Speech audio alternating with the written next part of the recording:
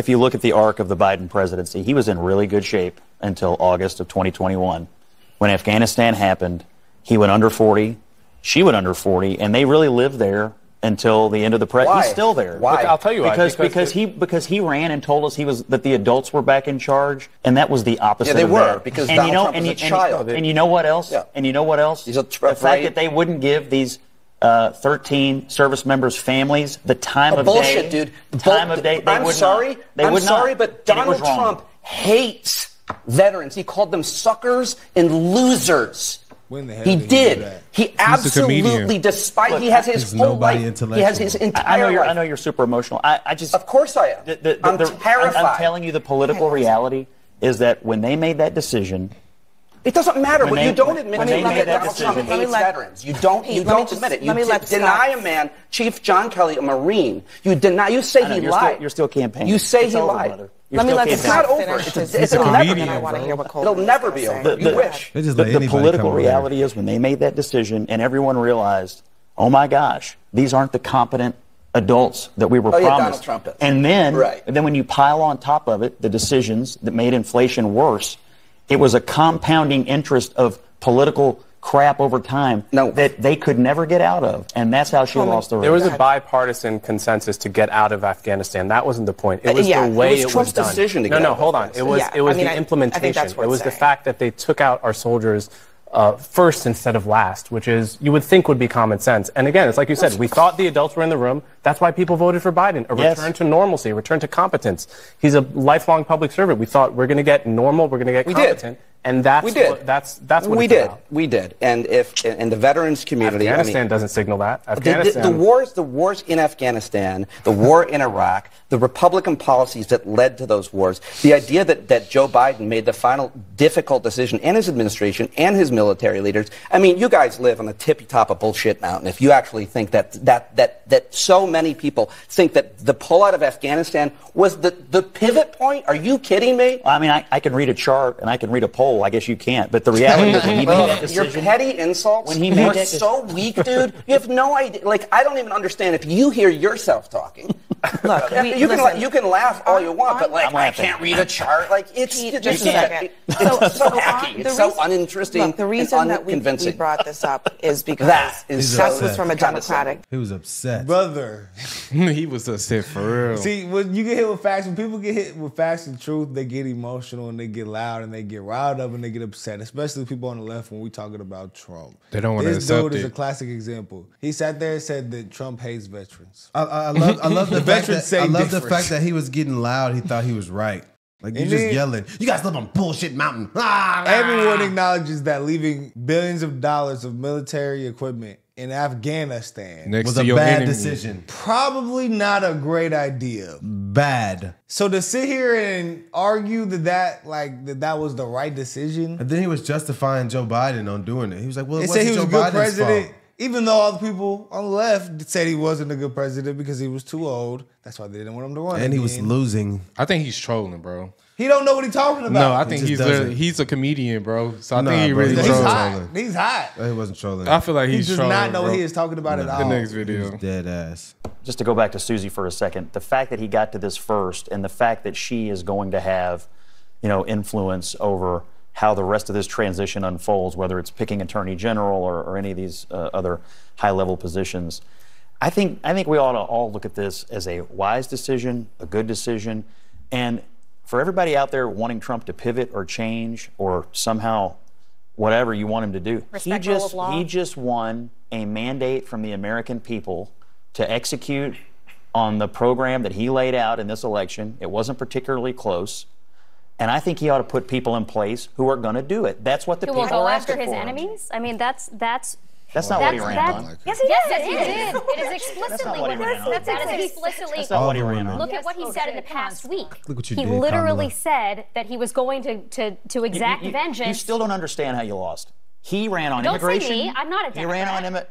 He ran on immigration. He ran on inflation. I'm not here paid to represent one of the many things he ran on in addition to. He ran on the issues that people care about. He ran on the economy. He ran on nobody's saying that he didn't run on those things, but he also ran on vengeance. Yes. He did also run on going after the American people care about that? The people who went after him.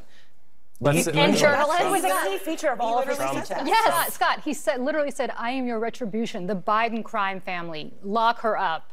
Went after Sessions repeatedly for not doing what he wanted Sessions to do, which was to indict Hillary or whoever he wanted to. You can want his campaign to have been about, tax reform and things like that. That is not what he said on the stump, time after time after time. Also, he talked about going after his enemies. I'm heartened by the fact that the left still cannot figure this out. Even if you just take the January 6th, he made that a big part of his campaign, that he would, if he were in power, pardon those people. You can't say that that was not on the agenda. It absolutely was. What was the campaign about? Why did tens Okay, but do you of think that millions he's of going to people... do those other things when it comes to the Department of Justice? I don't know what he's going to do. I'm not. A big part of the campaign was being a victim. Like, that was a big part of it. Was his victim. They're coming for you, but they're going to have to get through me. That was his whole line. That is all about the enemies list. That is all. I totally disagree. The deep state. That's not. This is the stuff that he talked about on the stump.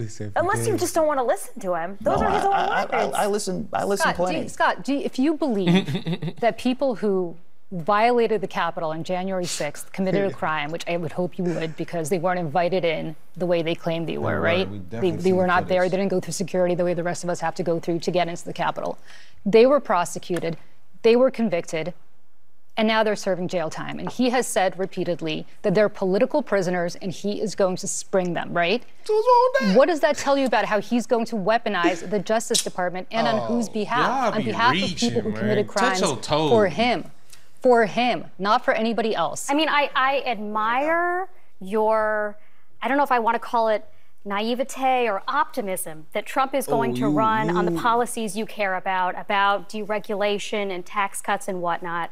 That's just not what his campaign was about. That's not what he has indicated. With all due respect, I've run more campaigns than you, and I know what campaigns are about, and I know why people walk into voting booths. Why people walk into voting booths and what Trump plans to do when handed the presidency are two different things. Hey, bro.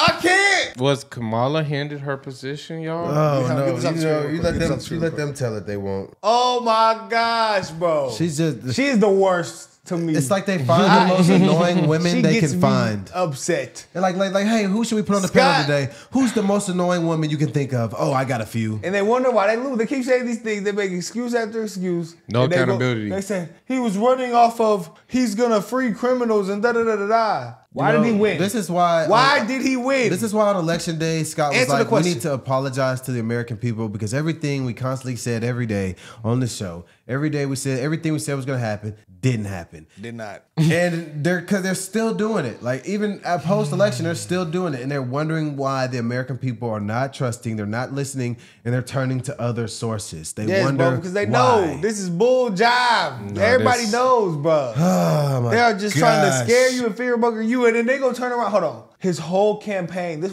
was actually. It's about revenge. No. The fact that she said his whole campaign was also off of victimhood, the other girl. That was crazy. That was crazy. Victim. You're taking our rights. You're taking our rights. I'm scared for my daughter. Do it for the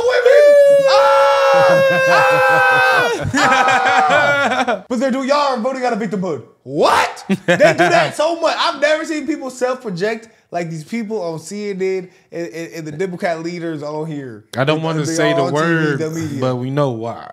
Why? Bro, but the dudes do it too. They all do it. Just watch the clip of a dude.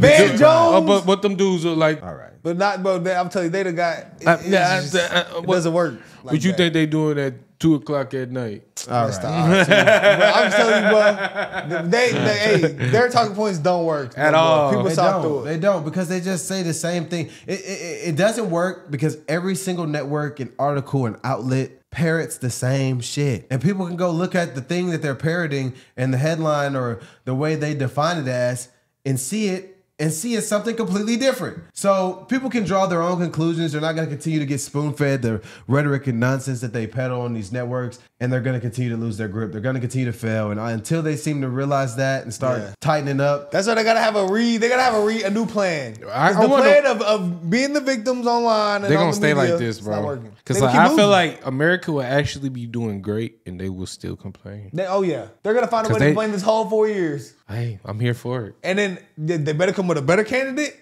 and a better plan next time. It's gonna be booty. Or you're gonna be complaining just like this again in 4 years. Because the talking points they've had after this election, a few of them have like Stephen A's takes are about the only ones from like, and he's not even on the left. I'm convinced he voted for Trump probably. But who they gonna run? Buttigieg?